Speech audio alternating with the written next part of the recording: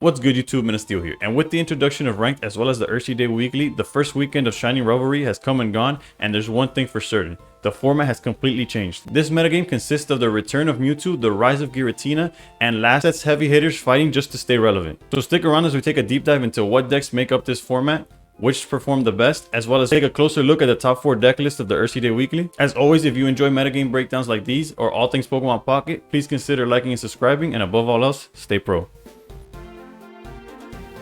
As you can see from the graph as well as the stats down below, we are no longer in Triumphant Light meta. But before I get into the metagame breakdown, I wanted to note that there was a noticeable dip in the amount of players this weekend. Although I do believe the release of ranked mode and the hype on like grinding that out did have an effect on the numbers. It could also be like a first weekend thing where not everybody had access to the cards they wanted to use for this weekend, thus they opted not to play. But regardless, almost 1,000 players is still a great sample size to see where the meta is currently, as well as what are the clear favorites, at least in terms of popularity.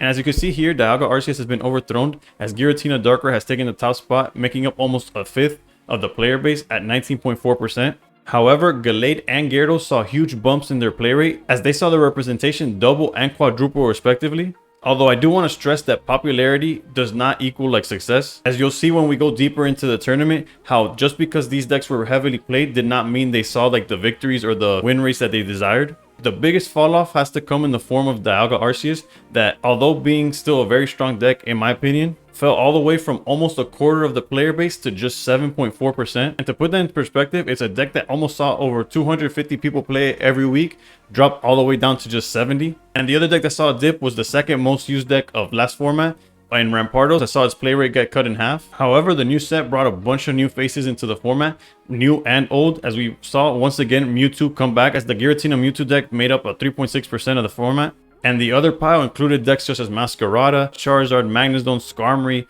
Like every deck you could think of was played in this tournament. But it isn't until you go into Top Cut that you get a better picture of what is actually good or seeing success, as Swiss rounds tend to do a good job of weeding out the decks that don't cut it. So let's look into top 64. A quick little disclaimer before I get into top 64 is that the tournament, based on their numbers, should have had 9 rounds cut to top 32. However, they opted for 8 rounds cut to top 64. And I truly believe this decision had an increase on like the oddballs or the unexpected decks that made top cut, as there was a total of 13 decks were represented by just one person. However, the number of the top 3 decks being used increased statistically as expected. And the biggest surprise for me had to be Giratina with Mewtwo. It had 7 players make top cut. And when a deck that's not even on my radar makes up more than 10% of the top cut, I have to admit that I'm quite impressed. On the other hand, we have Dialga Arceus that continues to struggle with only 3 players making top 64. This being a deck that just a week ago had such a stronghold on the format that it made up more than half of the top 16. But given that the top 64 round was more like a glorified final round of Swiss, I believe that looking at top 32 will give us a better perspective of the actual state of the current metagame.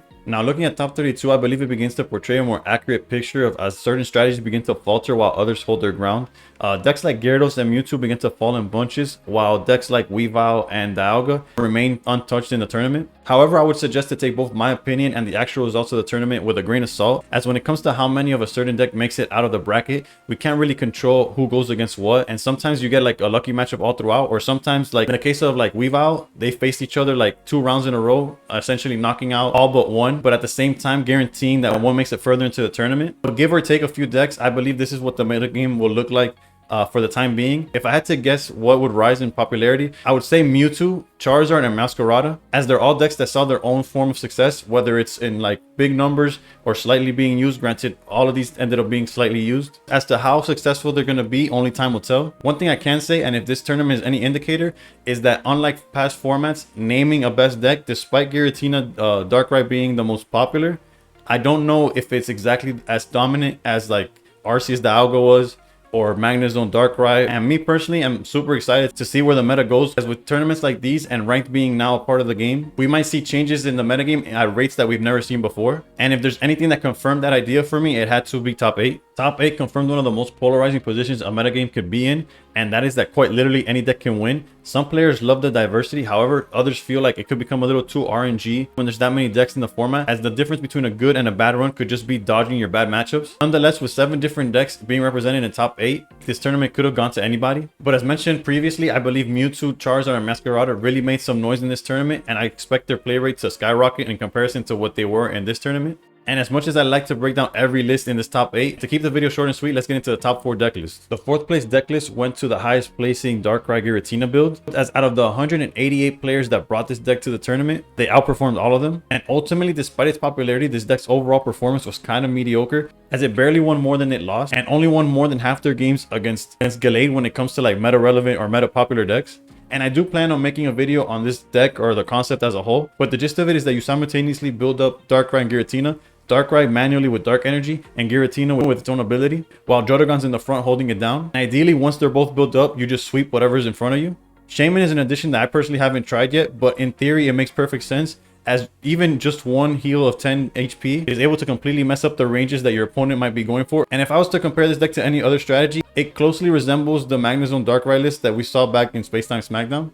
As far as how the deck will evolve in the upcoming week, I'm none the wiser, but one thing that's for certain is that we will be seeing this deck a lot in the Shining Revelry format. I'd have to say that 3rd place is both surprising and unsurprising, although the only reason I would say unsurprising is because Charizard always finds its way to have like great results somehow. However, the reasons why I am surprised definitely outnumber the reasons I'm not. For starters, this was the only Charizard to make top cut, thus they were 1 out of 64. So this player was literally carrying the entire stats of Charizard to the top. As a whole, Charizard struggled to even win 40% of their matches, and the only relevant deck that they had a good win rate against was against Giratina Darkrai, which in the grand scheme of things is a good sign, as that is the most popular deck in the format. So beating it at a 60% clip is great. However, it's pretty abysmal how poorly it performed against all the other decks in the format. So giving credit where it's due, congrats to the player. However, this is a list I'd recommend to try at your own risk. This Charizard continues to have the same pros and cons that it has always had. Plus, the same way has the potential to have a run like this one and go top 4. It also has the very high potential of just crashing and burning, like the majority of the Charizard players did this weekend. But as someone who always picked Charmander in Gen 1, I'm happy to see Charizard make its mark in a meta that's ever evolving. Despite the crazy drop-off in representation and the slim amount of only 3 players to make top cut with it, Dialga Arceus managed to find its way into the finals, falling just short of claiming the title in a format that seemingly tried to leave it behind.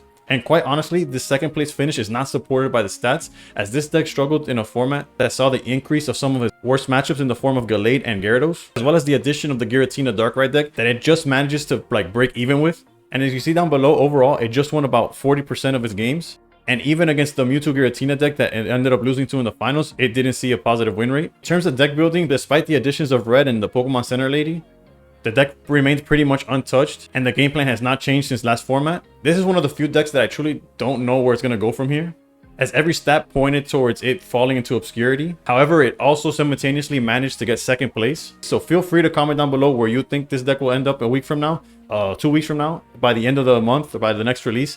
If you think this deck will still be successful or relevant, or if it'll completely fall off. Now the list y'all been waiting for, we have the winning list of the Earthsea Day 22 Giratina with MEWTWO EX. And in this case, the stats tell the full story, as this deck as a whole managed a win rate of over 60% and dominated almost every matchup, except for Giratina Darkrai, where it actually managed to hold its own as they basically split half and half. This deck was completely off my radar going into this tournament. This deck, alongside like any variant that adopts the strategy, is what I predict is going to raise exponentially in play rate in the coming days and weeks. And time will tell if its success is sustainable or if it was just a big surprise factor. As for the deck list, this list mostly resembles like an 18 trainer pile, as it minimizes its Pokemon count to 3 in order to maximize both consistency as well as like the toolbox of support cards to have an answer to many different occasions. The winner played a total of 8 different support cards, including 6 singletons, that each and every one had their own use or situation. As far as playstyle, this deck plays similar to the Darkrai Giratina version, as you want to like build up 2 threats at the same time, one through the effect, one manually. And realistically, you only want to get aggressive if you see an early opening to just close out the game. But usually building up both your threats allows you to not only threaten to just sweep their team, because if you ultimately just focus on building up Giratina, you might not have a secondary attacker by the time that you start trading blows with your opponent. Regardless, this is a list that I'm very excited to try on my own, not only for the purpose of making content, but also in ranked. With numbers like these, it's only a matter of time before you start climbing. And this is another deck that I would love to hear your comments down below on whether you think it's a one-hit wonder or if these numbers are real and it's going to be one of the bigger threats that we're going to face for the rest of the format. Overall, I'm a big fan of where the meta is currently, at least in terms of inclusivity, as the more decks you have viable usually means there are more people encouraged to play or at least consider playing. As far as where the meta goes from here, only time will tell, but you can bet on another meta report coming from me in the coming weeks to see how the format continues to evolve. I hope you found this video both entertaining and informative. And any suggestions on how to improve my meta reports, I'm all ears. And if you've made it to this part of the video, I'll ask once again to please consider subscribing as we post all things Pokemon Pocket, and above all else, stay pro.